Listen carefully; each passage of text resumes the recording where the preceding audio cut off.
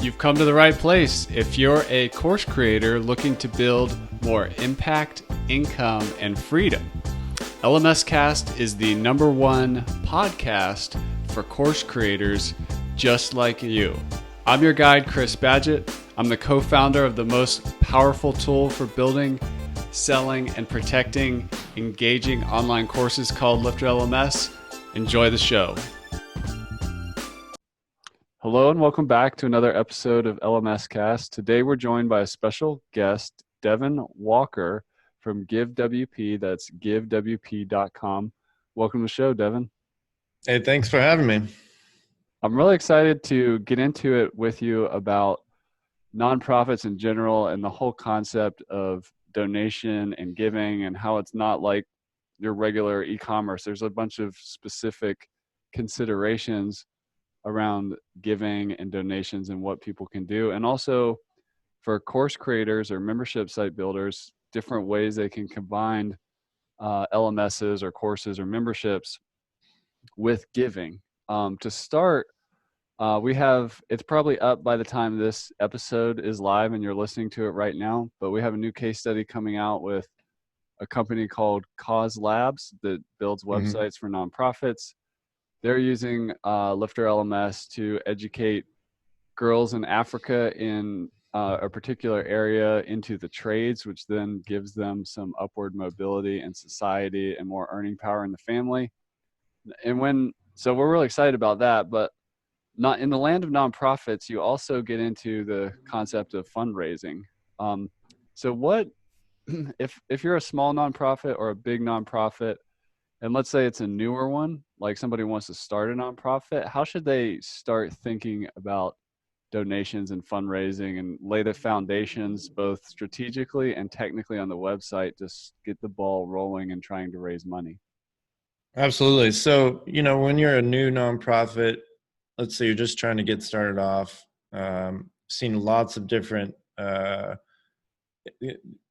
causes out there, whether it's a woman who comes up to me at a WordCamp and she says, I had a really great time hiking in the Himalayas, but I see how poorly the Sherpas are treated, and I really want to start a nonprofit to help them out, right? That's just something that happened recently. And they're really focused in those in-person donations at first. Like you've seen the stat, I think 80 to 85% of a nonprofit's fundraising is offline. It's checks being sent in the mail, it's direct debits, it's things like that. But I would encourage more folks to think about online, right? Get your presence online, and that percentage is increasing year over year on the number of donations, amount of donations and gifts that you receive online. So focus with first presenting your story and your cause in the best light through your website. Get a solid donation system in place to accept one-time and, of course, recurring donations. And then once you get some donors, make sure that you're keeping them engaged with what you're doing with their with what you're fundraising, how that's making a change, and do that through your blog, through your newsletter, through YouTube, whatever medium you want. So that's kind of the core of how I'd say, hey, you're a new nonprofit, here's what you should do. How does it work? Just the basic ideas around a tax write-off. Like, let's say you have a cause, a nonprofit around a certain cause, and you're able to identify potential donors that may have some cash to unload as part of a tax strategy. Can you just like high level it for us? Like the people with money who are trying to leverage a tax benefit by making a donation to a cause they believe in, how does that actually work? Like what are they doing? I could give you the high level on that, but I would definitely recommend them to seek their CPA or whoever to really vet that. But I know the 50C3 status. 501c3 is really important to have that status so you can deduct that tax. Now, there's some ways to get that through the government faster than others. If you use a firm or a law firm or some sort of expert that can help funnel that through, that can really speed up that time. But I know there is quite a wait if you're a new nonprofit to get that status. But if you're a donor looking to give, really look for that on the website. Most will put it in the footer or in the sidebar that shows that they have that status and that you can have that written off. A lot of platforms, including ours, once you make that donation, they'll give you a PDF download that you can pass to your tax preparer or nonprofit, or sorry, CPA, who then can itemize that within your return. And one also note is we also provide annual receipts. So if you made multiple donations, recurring donation, let's say it's a monthly gift, you can download that full report at the end of the year, which makes it a lot easier to pass off too. That's awesome. Now I've noticed like on something like Kickstarter, if at certain levels there's certain rewards. Mm-hmm. You have one of the things you can do with Give is create tributes. Can you explain what that means? Yeah, so a tribute isn't necessarily an award. It's basically a dedicated donation. So, for instance, if my grandma, she really likes going to the YMCA, she uses their facilities. If I wanted to give to the YMCA, I could check a box that says I want to dedicate this donation, and then a drop down appears in honor of, in memory of. You can customize the options in that drop down, give my grandma's name, and what you could do from there is either shoot her an email, or there's also a feature where you could send a physical card in the mail with a picture and a nice text that you could personalize that dedication to them. So that's really what a tribute donation is all about. That's awesome. Can you talk me through a use case where I'm a course creator, I have a membership site, and I want to make it so that my audience, my community could like make a donation, sort of like a scholarship. They could give funds to support a scholarship where we draw, or somebody has to apply for, and then they get free access in my course, but it was facilitated through Give. Can you help me think through something like that? Like, Yeah, absolutely. So, if you're a course creator and you have an audience already, you're delivering them new courses, you're updating old courses, and they have a need for more knowledge.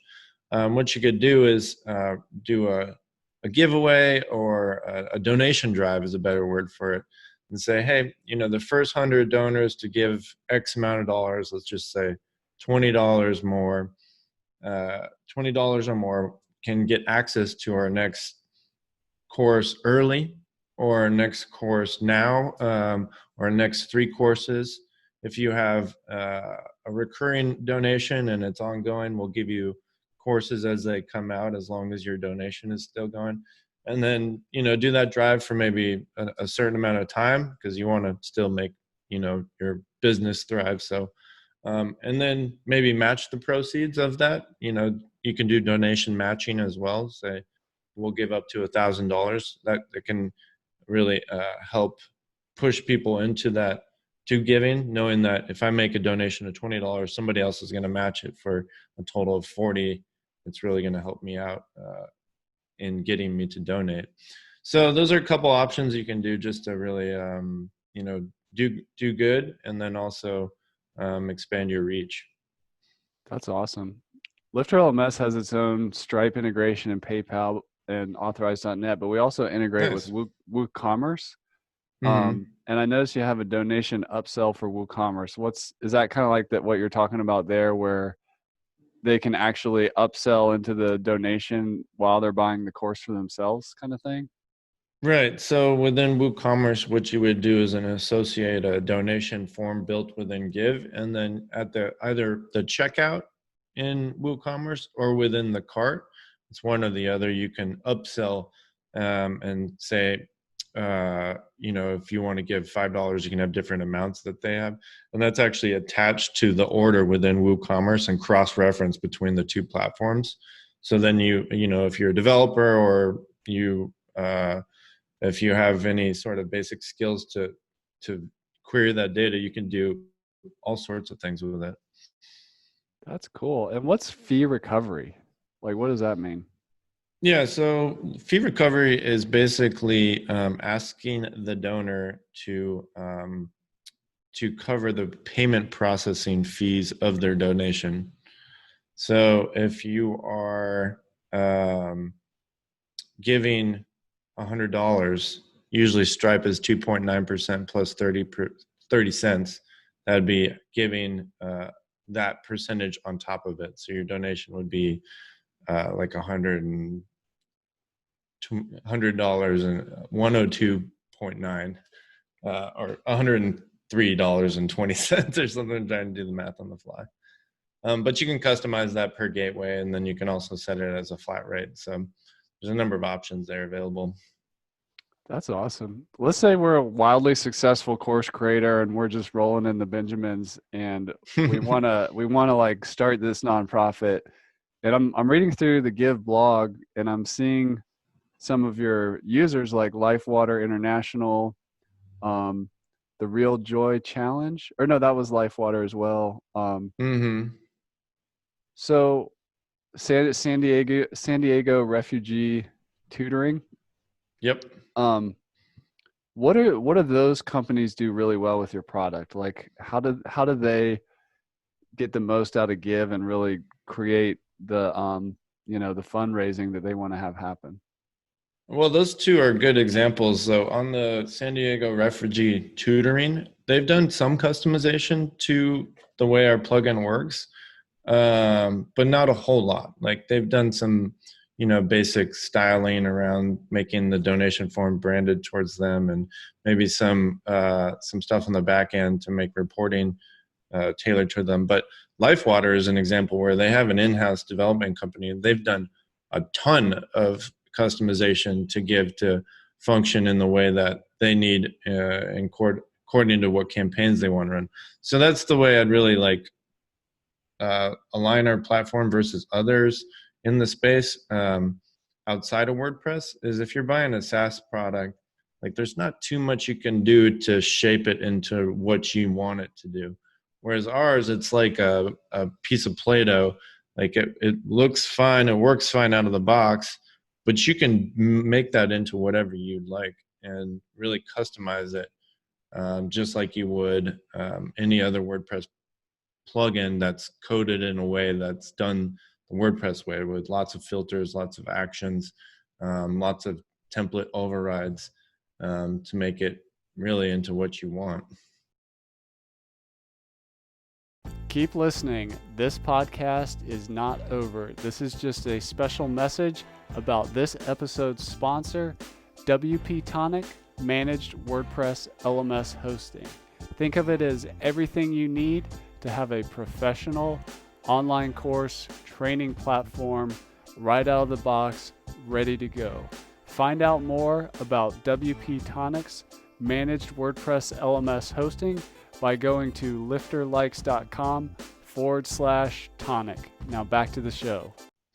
So if it's flexible like Play-Doh, as you mentioned, what are some use cases that are maybe non-standard, or what are some creative ways you've seen people use Give or extend it to, fulfill their unique need?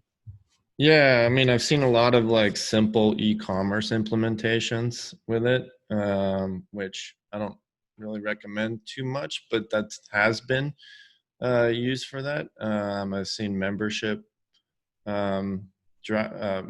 sites built with it. I have seen lots of people accepting Bitcoin through it, and lots of those types of different ways to accept money that aren't traditionally donations.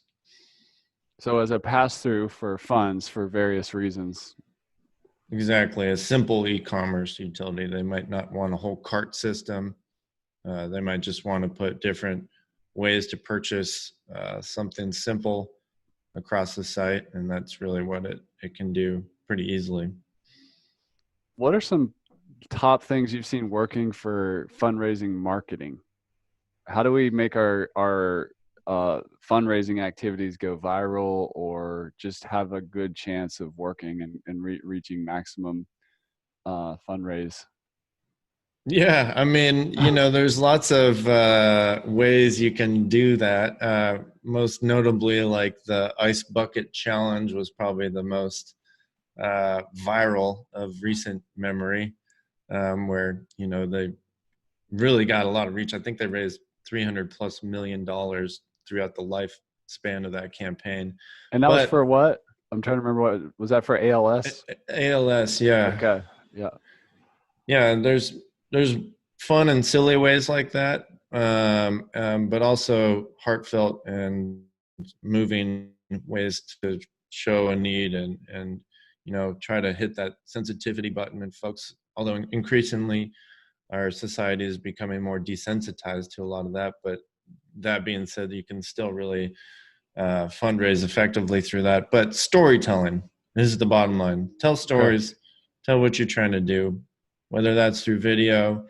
I think video is a great option, but if you don't have those resources, through text and images, it's really great. You know, and there's a lot of ad marketplaces, I guess you could call them, that will give you a nonprofit discount to try to help spread your message. Social media is a great example of where you could go for free and try to build your audience. But that's one of the biggest challenges out of the box, is getting that audience really initially, if you're just trying to get started. Yeah, that makes sense. Is there seasonality to donations that you've seen? Like, for example, people trying to maximize whatever their tax thing they want to do before the year ends. Is there anything else or other Oh things yeah, like? this is the season. Tis the season right now. If you look at our the giving chart, it really, Giving Tuesday was 2 weeks ago. Was it last week? Yeah, about For 2 weeks those of ago, I you think. that are listening, we're recording this in the middle of December, so we're almost at the end of 2019. So you're saying that Yeah, I didn't even know there was a Giving Tuesday. Is that the first Tuesday in December or something? it's the Tuesday after Cyber Monday. So Okay. Black Friday, Cyber Monday, then Giving Tuesday, and then Thank You Wednesday. um, but it the chart goes up towards the end of the year substantially. Like most all donations uh, are now given at the end of the year, in the last 3 months of the year. That's cool. Well, what's next for Give? Where are you guys headed? Yeah, so right now we're really focusing on bringing more styles of donation forms to your site, and building those in a way that's much more visual, and then being able to customize that in a way that's sort of in a like a Gutenberg-esque way, like a visual building method. So that's the uh, first big push that we're working on right now. And in conjunction with that, we're revamping our reports. We're using React to really build out the reports now. And then not only have the reports in the back end, because you're a nonprofit, a lot of them want to display and be transparent and embed those on the front end. So you'll have both front end and back end reports, which will be a really cool feature. That's super cool. And that transparency thing I know is important. I was recently looking at something to potentially do a donation towards, and they had this like chart of like 5% of the funds go to admin, and then you could see how like 95% of the money went to impact the cause. Because that's always a question mark in the donor's mind of like, well, how efficient are these people being with my money? What's it actually going to do? Absolutely. Yeah, there's sites like Charity Navigator, which will actually break that down even further and give you a grade based on how efficient you are with your funds. Oh, that's super cool. And could you explain what Charity Navigator is? Is that to help you find a cause kind of thing? Is that what that means? Yeah, it helps you find a cause, but they also, like you said, they use tax returns and different government public information to evaluate the efficiency and effectiveness of what you do with the funds you receive. Like, it'll break down how much the CEO gets, It'll break down a lot of the executive team's pay, and then we'll also kind of rate you over time. Yeah, that makes sense. Yeah, that transparency is critical. Well, Devin, I want to thank you for coming on the show. Devin Walker, he's at GiveWP.com. And if you have a course site and you want to add donation capabilities, or you're building these types of sites for clients, check out GiveWP.com. Any final words for the people, Devin? No, I would just say thanks for having me, Chris. It was really great. I love your product. And, if anybody has any questions specific on integrating our product with Lifter, then, we're always available. Just ping us on social media, join our Facebook group, or DM us on Twitter. It's all equal there. So thanks a lot. Awesome. Thanks, Devin. And that's a wrap for this episode of LMScast. I'm your guide, Chris Badgett. I hope you enjoyed the show. This show was brought to you by LifterLMS, the #1 tool for creating, selling, and protecting engaging online courses to help you get more revenue, freedom, and impact in your life. Head on over to LifterLMS.com and get the best gear for your course creator journey. Let's build the most engaging, results-getting courses on the internet.